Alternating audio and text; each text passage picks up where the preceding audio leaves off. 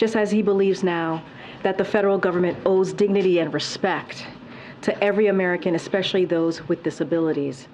Soon on the South Lawn, the president will be joined by Americans with disabilities and their families, members of Congress, and advocates, and he'll be introduced by Selma Blair, a woman who is challenging stereotypes about what people with disabilities can do. Today, as we celebrate these landmark laws, the Biden-Harris administration remains committed to moving America closer to the promise of equal opportunity for everyone. And later this afternoon, the president will convene his cabinet to get an update on the progress we're making on pressing priorities for the country, including implementing the historic legislation he has signed into law, balancing the promise and peril of artificial intelligence, and taking action on gun violence. With that, hey, Josh. How are you, Karine? Good to see you. Good to see you. Happy Monday. Happy Monday, indeed. All right. Two major subject areas post non-shutdown. Okay. Speaker McCarthy has said he has not spoken with President Biden on Ukraine, and that his objection to the funding is that the White House has not shown, quote, how we're going to win and what is our mission, end quote. What does winning look like in Ukraine? Does the president plan to speak with Speaker McCarthy? Look, I don't have any conversations to read out or planned conversation with the speaker. Look, the speaker was on TV yesterday, on television yesterday, showing and speaking to the commitment that he has made to the Ukrainian people. And he said yesterday, I support being able to make sure Ukraine has the weapons that they need. And in fact, he said that multiple times yesterday. So he has made publicly his support to Ukraine. There's a bipartisan support, as we have seen from day one, for continued funding, in Ukraine. And look, let's not forget what the purpose of this is for. This is for to see the continuation of the brave people in Ukraine to fight for their freedom, right? To fight for their democracy. And so that's what we want to continue to do. That is what the president wants to continue to see. And not just us. There are Republicans and Democrats in Congress in a bipartisan way who wants to see funding in Ukraine continue. And then secondly, in light of the CR, has President Biden or anyone in the administration been in touch with our allies about Ukraine? Are they having to address concerns? So look, we have been in touch with some of our allies and partners, certainly about Ukraine, and that is something that we have done for some time now, over the past 17, 18 months. And so that's going to continue. The president, as you know, was able to bring more than 50 countries together to show their support for Ukraine. That's our partners and allies. You saw what he was able to do with the NATO alliance. They are the strongest that alliance is the strongest that it's ever been. And so that commitment is going to continue. That commitment, our message to the world is going to be, the president continuing to restore our leadership, as we have seen, and continuing to strengthen that alliance. Look, we are going to, we're going to continue help to Ukraine as long as it takes. And the president said yesterday, what we have seen from extreme Republicans' actions does not help. It doesn't help with our allies and partners. It does not. But we're going to continue to deliver for the American people, and we're going to continue to advance our national security priorities, because by helping Ukraine, we are also protecting and delivering for the American people and our national security. So that's important as well. Go ahead, Mary. Just to follow up on that, the president said yesterday that we're going to get it done when asked about aid for Ukraine. How can he be so sure, though, especially given the speaker's potentially perilous future? Because the speaker has said himself yesterday that he wants to continue to support Ukraine, to make sure that they have the weapons that they need. He has said it multiple times, even yesterday.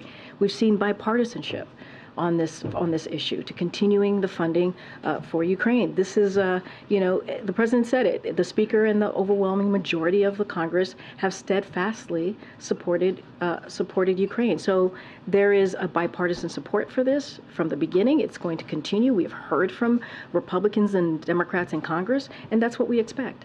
And on the speaker's future, does the president think that Democrats should bail out Kevin McCarthy if it comes to that? Should Democrats help him stay in that role? So the president was asked this question yesterday by one of your colleagues, and he said he doesn't have a vote, right? That's something for House Republicans to figure out. What the president's going to continue to do is deliver for the American people. While they are clearly showing chaos and not able to do that, deliver for the American people. He's going to focus on growing the economy. He's going to focus on growing the middle class.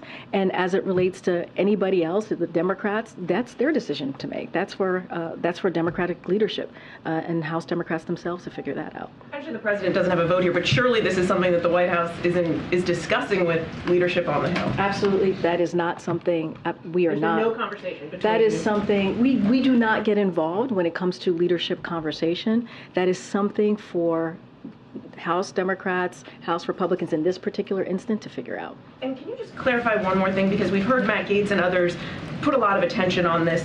What exactly did the president mean yesterday when he was asked if he could trust the speaker on the next deal? And he said, we just made one about Ukraine. We just heard Matt Gaetz again on the floor insisting there's been some secret deal made between the president and the speaker. Well, I'll leave Matt Gaetz to speak for himself and what he meant on whatever he just said right now. I hadn't had a chance to listen to the congressman because I was getting ready to come out here. Look, I mean, just on trust more broadly, I know we've been asked that question. Look, it's not about trust. It's about Congress doing their basic duty is to keep the government open. That's what this was about. When it relates to what the president said, I'm certainly not going to go beyond what he said. But what we know is that there's bipartisan support for this deal. Again, Speaker McCarthy was on the air multiple times yesterday saying that he certainly wants to continue support for Ukraine to get the weapons that they need. And so we're going to hold him to that. That is something that he has said. That is a commitment that he has made. When the president said we just made a deal about Ukraine. What I'm saying is that there's been a bipartisan focus and agreement to continue the funding for Ukraine. That is what we're looking at. That is what we're speaking to, and that's what we're going to see. Thanks, Greg. Just to follow up on that, how critical is it for the White House that Speaker McCarthy remain in power for the time being? It is not up to us to decide. It really isn't. That is up to House Democrats and House Republicans, more specifically House Republicans, to decide on that action or on that way forward. But surely, I mean, it's not in the White House's interest to undergo an extended fight and chaos over the speakership. What are the president's thoughts on that? The president says he doesn't have a vote in this matter. That's what the president said yesterday. He does not have a vote on this matter. It is something for House Republicans to decide. And look, you're right. There is chaos in House Republicans. I mean, what we saw this weekend should not have happened. It should not have happened. I mean, thank goodness that the government is open and that critical programs are now moving forward. But they should have never marched us to the brink that they did. And it is their basic duty to keep the government open. And so we're just not going to get involved. That is for House Republicans to decide. Question on Ukraine funding. Are you able to outline for us how much the U.S. has left in funding for Ukraine, both military and humanitarian, until a new funding bill is approved? So any specific questions on the funding that is left, I would have to refer you to the Department of Defense. They'll be more able to share what is the presidential drawdown authorities, what's left there. But look, it is enough for us to meet Ukraine's urgent battlefield needs for a bit longer. But we'll be maintaining our steady cadence of PDAs for sure. But it is not the long-term solution here. It is not the long-term solution. Can you confirm that the president is planning to call allies that funding for Ukraine will continue? I don't have any calls to preview for you at this time with allies or partners. Thank you, Karine. Congress was not able to pass the 12 bills to fund the government in the last 4 months since the president reached the broad spending deal with them on June 2nd. What gives the White House confidence that they'll be able to do that in the next 45 days? Because this is their basic duty is to keep the government open. We shouldn't have to wait 45 days. House Republicans should not have to wait 45 days to do their jobs.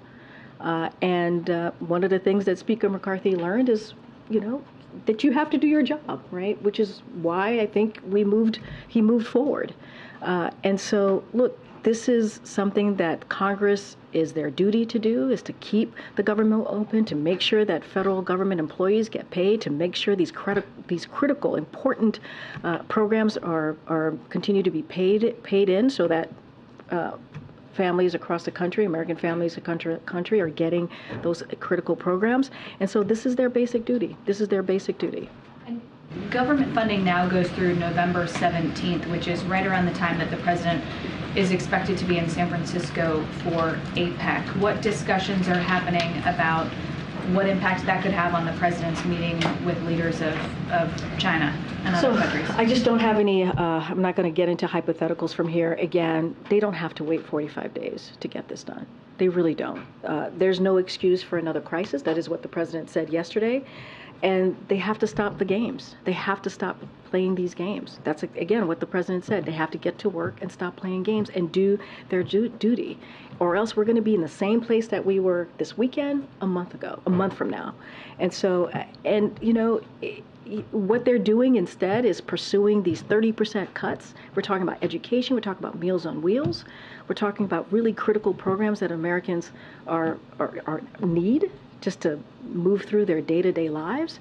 And so we can't be focusing on that. They need to keep the government open, continuing to do that, their basic duty. Yeah, thanks. One point that Speaker McCarthy made repeatedly on Face the Nation yesterday was that he wants any additional funds for Ukraine tied to congressional action on border security. Is that something that the White House would consider supporting for a vote on Ukraine funding? So look, I think the American people are fed up. They're fed up of the political games, the political stunts that House Republicans are doing on our national security and also our government. You have a president who has delivered record funding to make sure that we have additional Border Patrol federal employees at the border. This is something that he has done and has delivered on. And instead, these extreme House Republicans, what did they do? They just passed 2 weeks ago a proposed cutting DHS funding by 8%. They're the ones who are saying that they want to defund DHS. That's what they're saying. Meanwhile, we're trying to do everything that we can to make sure that we deal with what's going on at the border. As it relates to Ukraine funding, there's bipartisan support. We've heard that from Republicans and Democrats. And we appreciate the bipartisan support that we have seen for Ukraine, and we are confident that we're going to continue to see that. And so, look, this is about freedom and democracy against Russia's invasion, aggression against the Ukrainian people, and this is also about protecting our national security as well. If it does, President Biden plan to go to Senator Feinstein's funeral service on Thursday in California? I don't have any schedule updates for the president this week to share. Karine? Good, Danny. I'll come to the back, Anthony. Thanks, Karine. The Kremlin said this morning that Western fatigue over Ukraine is going to grow in the United States and other countries after what happened here in Washington this weekend. I mean, how do you respond to that? And what can the United States do to prevent that? So here's our message to Putin. The president has built a coalition of more than 50 countries, right? He provide aid to support Ukraine. That is what the president has done. And we have rallied more than 140 countries to condemn Russia's invasion into Ukraine. That's what the president has been able to do. There is very strong international coalition behind Ukraine. And if Putin thinks he can outlast us, he's wrong. He's wrong. And so we will have another package of aid for Ukraine soon to signal our continued support for the brave people of Ukraine. And so that's our message. If he thinks he can outlast us, that is Mr. Putin, we believe he's wrong. Okay. Karine, following on that, the Financial Times reported Russia has successfully avoided Western sanctions on almost all oil exports by using Chinese yuan to avoid those sanctions. What confidence do you have that this is continuing to work? And how can the White House continue the same path using sanctions to try and change Russia's behavior without enlisting China in some way? So look, we've worked with our allies and partners to immobilize half of Russia's reserves, about $300 billion. It's cutting Russia off from a key source of its economic resilience. Last year, rather than its forecasted budget surplus, Russia suffered a budget deficit despite record oil and gas revenues. And that's what we saw last year. Now, this year, their fiscal situation has deteriorated even further. In just 6 months, the price cap on Russian oil has contributed to a significant decline in government oil revenue at a key junction in the war, down nearly 50% from a year prior. And as of June, the budget deficit for the first half of the year has reached 90% of the projected full year deficit. So we will continue to impose further pressure on Russia going forward, and that's going to be our focus. Following it came out in the Wall Street Journal that Wang Yi is going to be visiting Washington, D.C. in the near term. Do you have anything for us on a potential Xi visit? I don't have anything further beyond what the president shared not too long ago about meeting with President Xi. Go ahead, April. Karine, digging in the weeds a little bit about talks about these appropriations, what is the construct of these meetings that the White House is having with Republicans, or Democrats and Republicans are working on these appropriations? So I have said for many weeks now that as House Republicans were leading us to the brink of a potential shutdown, that members here of the White House, we had our Office of Legislative Affairs, we had the OMB Director, Shalonda Young, I think she's spoken to this very recently, had regular conversations and have been in regular conversations with members in Congress. Don't have anything specific to share. I'm not going to go into private conversations, but we've also been very clear, like while we have had dialogue with members of Congress, this is something when it comes to keeping the government open, when it comes to, moving forward with this deal that the president made with Congress. A deal is a deal, as you've heard us say many times. It is up to them. It is for them. This is their basic job, is to keep the government open. So do you believe that there's a ramp up, or is it still the same in efforts to prevent kicking the can down the road again with another CR? But they shouldn't have to. They shouldn't have to wait 45 days, right, to deal with this. House Republicans could get this done. We should not have to wait 45 days. There's no excuse for another crisis here. This is what the president said yesterday. They got to do their jobs. We should not be looking towards 45 days from now and trying to figure out where we're going to be. This is something that they can take care of now. And lastly, you say chaos. Does this chaos that includes this motion to vacate, does that put a chink in all of the works to try to move towards getting a new budget solution? I mean, the chaos is clear. I mean, you all have reported it. What we're seeing with House Republicans, it's pure chaos. There's extreme group of people in the Republican conference that is putting forth these extreme pieces of legislation that is hurting, that would hurt American families. I just talked about the 30% that they want to cut in Meals on Wheels, education, you name it. Programs that are critical to Americans across the country. That's the chaos. That's what they're trying to head us down the road. And they almost shut down the government. And so it is, let's not forget, and I believe the director said this yesterday, like 200 Democrats, more than 200 Democrats voted to keep the government open. So we know where House Democrats are, right? We know that they want to do their jobs. It's the chaos that we're seeing from House Republicans that led us to this crisis, and we don't need this. So the motion to vacate has nothing. The motion to vacate has nothing to do with us. That is absolutely nothing to do with us. That is something for House Republicans to figure out, and we're going to let the leadership figure that piece out. Go ahead. Thank you. The White House has been clear, of course, that you don't want to negotiate further on further cuts after the deal in May. But first, does the president believe that the deficit is something that should be reduced, and would he be open to some kind of bipartisan commission looking at deficit reduction as part of a spending deal? What I can tell you for sure is that the president, everything that he has put forward, when you look at the policies, even the legislation that have become law, deals with lowering the deficit. Even that budget agreement that we saw back in June May, June, that was agreed upon, bipartisan, that was voted by 2/3 of the House Republicans, that lowered the deficit by $1 trillion in over 10 years. So clearly this is a president that wants to focus on lowering the deficit. This is something that you hear him talk about almost every time he talks about the economy and where we are, growing the economy, growing the middle class. So obviously this is an issue that is important to the president. I'm going to move around. Go ahead.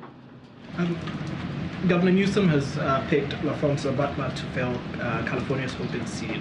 What does the president think about that appointment, and has he called, or does he plan to call? Has the vice president also called? So I don't have any calls or conversations to read out. I can say that we respect the governor's certainly appointment, his decision. LaFranca Butler has spent her career fighting for the rights of women and working people, just by looking at certainly by her career. And she's herself succeeding a trailblazer by breaking more barriers. And so again, we respect the governor's appointment. I don't have anything to read out as far as calls. And I probably should reach out to the vice president's office to see if she's made a call. Okay. Thanks, Karine. Last month on Ukraine funding, Jake Sullivan said that on September 20th that the $24 billion was needed for this quarter that we're in now, so that there wouldn't be a disruption. At what point does that disruption begin or happen? So look, the battlefield on the ground changes, right? And so I don't want to give a date. I'm hesitant to give a date because giving of the changing dynamics and what that looks like. As I mentioned, DOD certainly would have more information on the funding. So I'm certainly not going to go beyond what the National Security Advisor said here. But look, we're talking about we're talking about what we know we have left. We have enough for PDA authority to meet Ukraine's urgent battlefield needs for a bit longer, as I said, but it's not the long-term solution. It is not the long-term solution. So any specifics on the PDA and what's left, I certainly would refer you to the Department of Defense, but don't want to get into a date from here because of the changing dynamics of the battlefield.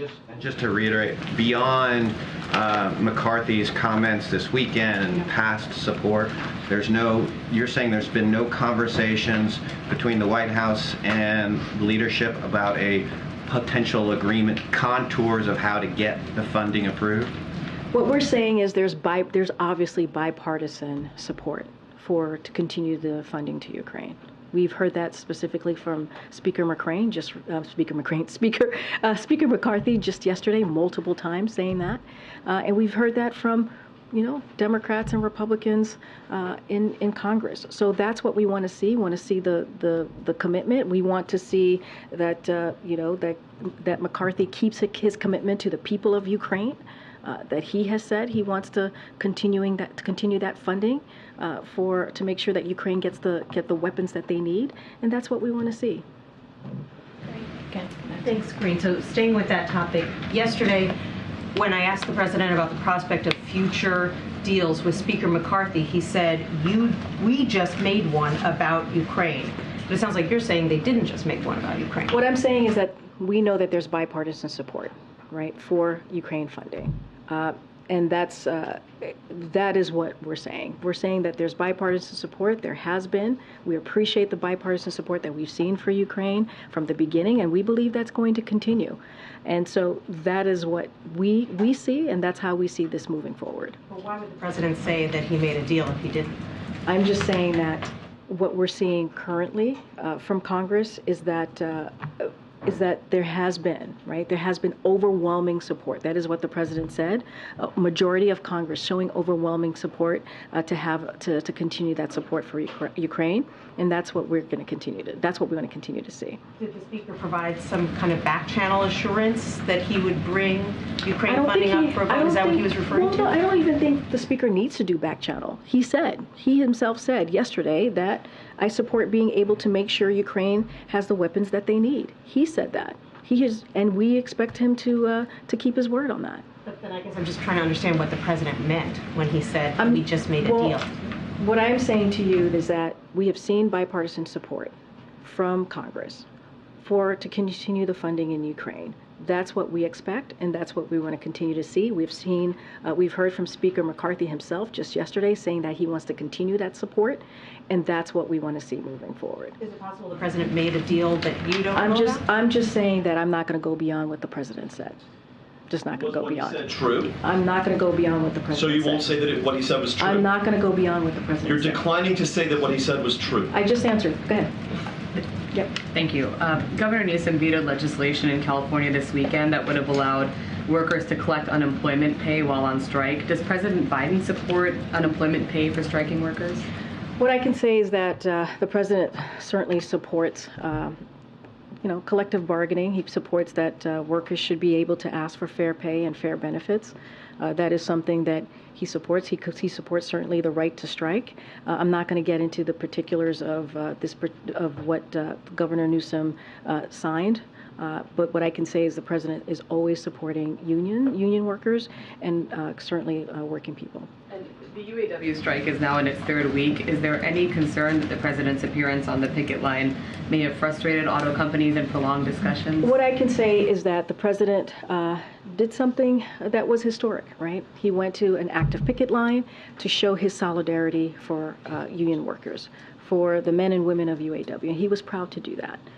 That doesn't change what the president has said many times, again, supporting collective bargaining, allowing the negotiations to continue with all parties, and making sure that they have the ability and the right to ask for fair pay and fair wage.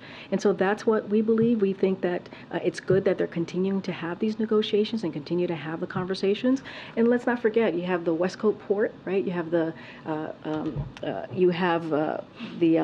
Teamsters, right, and UPS. Collective bargaining works. So we're going to let this process move forward. Go ahead, Anita. Thank you so much. I have a Ukraine question and then a question about the refugee cap. Just starting with Ukraine, Slovakia's elected a new leader who says they will not send one more bullet to Ukraine. They say that they have bigger problems in Ukraine. How does the White House see this splintering of NATO unity, and what is the administration going to do to bring NATO back together? So look, and I kind of answered this question in a different variation of the question, but the president has been able to bring together our allies and partners in a historic way to support Ukraine and the brave people of Ukraine as they're fighting, certainly towards to protect their democracy. That is something that the president's going to do. NATO alliance, it's the strongest that it's ever been because of what this president's leadership has been. We're going to continue to certainly have those conversations with our partners and allies. But look, and I said this earlier, it does not help. It does not help what we see House Republicans doing. It doesn't. And that's just the reality of it. But we're going to continue to bring our partners and allies together as we support the people of Ukraine as they're fighting Russia's unjust aggression. Okay, on the refugee cap, which was announced on Friday, the administration says set the cap yet again at 125,000 people. But the State Department says that only 51,231 refugees were admitted up to this point. So, number one, is this number including Afghans who are given humanitarian paroles? How does the administration plan to reach this target of 125,000, and what else is needed to get you to that aspiration? So one of the things, as you know, that we've tried to do is we've tried to improve certainly the system. I don't have specific numbers on Afghans, but one of the things that we do, we implemented a number of efficiencies within state and DHS to reduce processing times. State has also approved 51 new local offices. So we have taken steps, and that's just a couple of things, to make sure that we're improving the system. And so we're going to certainly continue to do that. And so, look, we said when we first set this target that it was going to be ambitious. We knew that. We knew that 125,000 is an ambitious number, and within the progress we've made, we feel that we are better positioned to meet those goals this upcoming fiscal year, and so that's what we're going to try to do. We'll continue to go around. Go ahead, Brian. Karine, I wanted to ask about the president's legislative priorities. I mean, given that what House Republicans are doing right now, continue to threaten to shut down the government in 45 days and hold up Ukraine funding, Is that it for what the president can do legislatively for the foreseeable future, or are there other legislative priorities where he thinks there might be a coalition with House Republicans? I mean, look, the president, you saw what his priorities were in the budget negotiations, right? We also wanted to make sure we were protecting Medicare, protecting Social Security, right? Those were things that were incredibly important to the American people. Yes, Ukraine funding is also really important as well, which is why we are confident that we'll continue to see this bipartisan support for the Ukraine funding. And so, look, you're going to see the president meet with his cabinet in a couple of hours. We're going to talk about the importance of implementing the historic pieces of legislation that he's been able to pass. And when you think about the Inflation Reduction Act, when you think about how that's going to lower healthcare costs and what that's doing, right? The capping 35% for seniors when it comes to insulin. That's really important. When you think about beating Big Pharma and the first 10 tranches, the first 10 tranche of pharmaceutical drugs. That's where the cost is going to go down. All these things are incredibly important. We have to continue to implement these important pieces of legislation that's currently now law, and that's going to be the president's focus. And also protecting Americans, right? Protecting Americans, making sure we're keeping Social Security, Medicare, Medicaid. And so that's going to be the focus. You've heard us talk about the unity agenda and how important that is. Those are ways, if you want to see what the president believes he can move forward, how he can move forward in a bipartisan way with Congress, look at the unity agenda. And so that's going to continue. He's going to continue to try to move with that as well. Go ahead. Thank you. 2 questions on the border, if I can. New York Governor Kathy Hochul says the border is too open right now. Does the president think that the border is too open?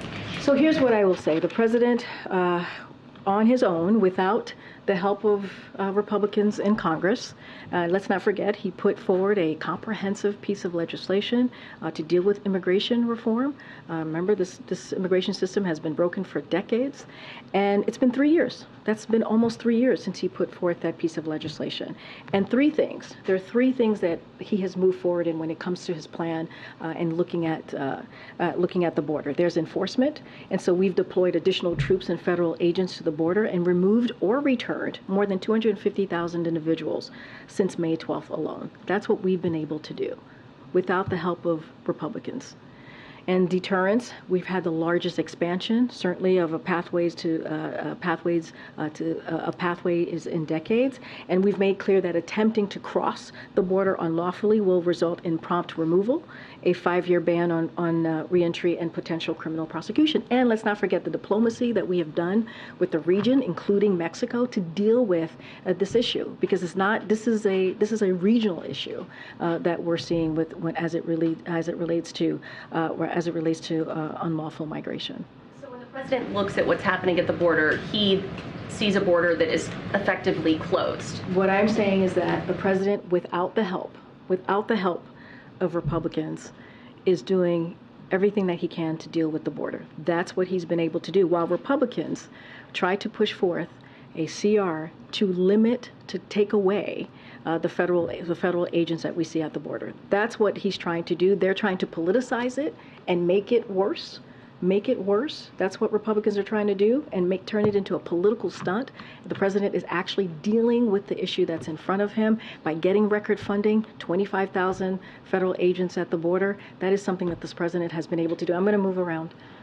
Okay, Karen. A couple on COVID. Does the administration have any regrets about the rollout of this new COVID vaccine, given the reports of insurance snags and some supply issues with getting this vaccine out? So look, this is something that we're certainly aware of and want to make sure that the system works for everybody. And that is something that you can just look at what we've done the last 3 years on this issue, right? Making sure that we make sure that every American across the country who wants a vaccine will get it. So certainly we are aware of what consumers have experienced, these unexpected issues of point of service.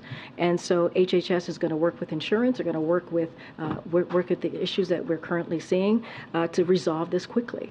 And so this is certainly a top priority for this administration as it relates to a comprehensive vaccination program. This has been a priority since day one of this administration. And are you worried that if people are frustrated not not being able to get their shots now, they might give up, and that could lead to a worsening situation in the fall and winter. And then just to follow up on the president's involvement in messaging. Look, I'm not going to get too much into like the hypotheticals here. We're going to quickly, HHS is dealing with this issue. Certainly we're aware of it, and we're going to quickly address it. They're going to quickly address it. And so, we want to make sure that folks who want to get a vaccine get it. And so HHS is on it. Talked about why the president didn't do his shot on camera like we saw him do in previous rounds, and you talked about the messaging campaign the administration would do with this new shot. Why hasn't he done anything to promote this and encourage people to get their shots, and will we see him do that in the near future? So I don't have anything to lay out on what else the president's going to do as it relates to the new boosters for COVID.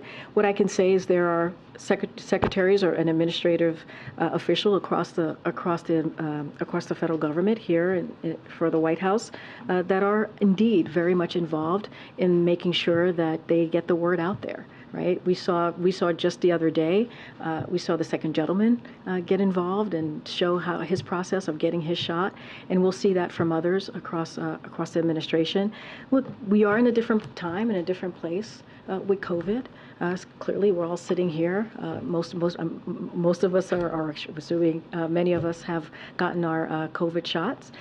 And so that is important to also note that we are in a different place, and we are in a different place because of what this president has been able to do, because he took a comprehensive approach, because he wanted to make sure that Americans across the country were able to have to get this COVID vaccine, and not just that, other treatments to deal with COVID. So you've seen his commitment to this, and we see how it looks like now that we're coming out of this pandemic. Just don't have anything to share on his further involvement with the president on this. Karine, the thing is asked on disability. Thank you, Karine. Would President Biden ever try to get out of a meeting by pulling a fire alarm? Are you talking about something specifically? A Democratic member of Congress pulled a fire alarm around a series of votes. No fire. Is that appropriate? What I can tell you is I've not spoken to the president about this.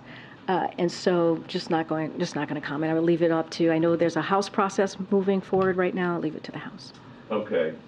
Since President Biden is so pro-union, is he okay with 75,000 healthcare workers possibly walking off the job this week? What I can tell you is that, and I've said this many times already this morning, the president believes all workers, including healthcare workers and those that make their work possible, they deserve a fair pay. And they deserve a fair benefit. That's what the president believes. He believes that collective bargaining works. That is, we've seen that play out in the past even couple of months. We think about the Teamsters. You think about the Teamsters and the UPS. You think about the West Coast ports, right? We see that play out. And so it is important that we see that continue. And I'll have to say, like the Treasury Department laid out recently a major report that unions and collective bargaining are good for the overall economy and help raise wages for everybody, whether they are a union member or not. And I think that matters. Would you consider joining them on the picket line if they strike? Look, I don't have anything else to share on the president's schedule. What I can say is that when we see this type of collective bargaining, when we see this type of, the report that I just laid out, when unions and unions do collective bargaining, it actually helps our economy overall, and it raises wages, and I think that's important for all, not just union members, also non-union members. And a couple days ago, looters were terrorizing businesses in Philadelphia. What is the White House doing about that? So obviously, any coordinated theft and vandalism that occurred in Philadelphia is destructive and simply unacceptable. That's what we say. We've always said that. Any type of vandalism, any type of violence, we certainly denounce that from here. The acts of these individuals harmed local businesses, as we saw in the communities that depend on them. But I also want to be clear, because the police commissioner in Philadelphia did say, and he said this on the record, that looting was the act of opportunists taking advantage of an unrelated protest. But obviously, and we have been very consistent here when it comes to any sort of vandalism, certainly looting or any type of violence. We are going to simply condemn that, and it is unacceptable. Ms. Karine, about disability, there's no seat here in this room for disabled journalists. Can you tell us if the president has had any one-on-one conversations with Leader McCarthy about Ukraine funding in the past 2 weeks? I don't have any conversations to read out. As you know, the president very often keeps in touch with House and Senate members. That is something that he does on a regular basis. As far as a specific conversation, I just don't have anything to read out. Okay. So it's possible the president and the speaker spoke. I just don't have anything to confirm. I really don't. As I said, the president regularly has conversations with members of Congress. I don't have any specific conversation to read out. Can we make a request that between now and the next briefing, perhaps we could ask the president what deal he was referring to in his comments yesterday so we can have a better idea? Because I think this will continue to have oxygen around it until we have clarity about, is this a new deal? Is he referring to the budget top line? I appreciate the question. What I can say for sure is that what we believe as it relates to Ukraine is that there has been continues to be bipartisan support from Republicans and Democrats in Congress. To whether there is a deal. I hear you. I hear what you're saying. I'm just saying, speaking to this particular kind of issue, broader issue, right? We believe that continues to be bipartisan support. We think that's incredibly important. Speaker McCarthy has spoken to this, and that's what we want to see. We want to see continued support for the people of Ukraine as they bravely fight against Russia's aggression. On another matter, the president's son will be going to a court appearance tomorrow. We know previously that was believed to have been something that would resolve the case. A lot has transpired in between. Will this have any impact on the president's schedule tomorrow or how he will be getting information about that? I recognize it's a personal matter, but will that court appearance have any impact on the president's schedule? I will continue to say it's a personal matter. Just not going to get into it from here. Thanks, everybody. No Thanks, everyone. seat for a handicapped journalist. Thank you, President.